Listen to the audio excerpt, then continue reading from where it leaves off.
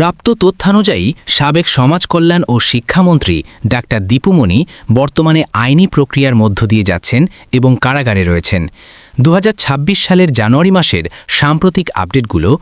বর্তমান অবস্থা: গত 7 জানুয়ারি 2026 তারিখে ঢাকার একটি আদালত বাড্ডা থানার একটি হত্যাচেষ্টা মামলায় তাকে গ্রেফতার দেখানোর আদেশ দিয়েছেন। এদিন তাকে কারাগার থেকে আদালতে হাজির করা হয়েছিল। আইনি কার্যক্রম: তিনি বৈষম্য বিরোধী ছাত্র আন্দোলন কেন্দ্রিক একাধিক মামলা এবং দুর্নীতি দমন কমিশনের করা মামলাসহ বিভিন্ন মামলায় অভিযুক্ত। এসব মামলায় তাকে গ্রেফতার দেখানো হয়েছে এবং ইতোপূর্বে একাধিকবার রিমান্ডে নেওয়া হয়েছে। শারীরিক অবস্থা: গত বছর 2025 সালের আগস্টে তাকে স্বাস্থ্য পরীক্ষার জন্য কাশিমপুর কেন্দ্রীয় কারাগার থেকে গাজীপুরের শহীদ তাজউদ্দিন আহমেদ মেডিকেল কলেজে হাসপাতালে নেওয়া হয়েছিল। একজন নিউরোলজিস্টের অধীনে তার স্বাস্থ্য পরীক্ষা সম্পন্ন হওয়ার পর তাকে পুনরায় কারাগারে ফিরিয়ে আনা হয়।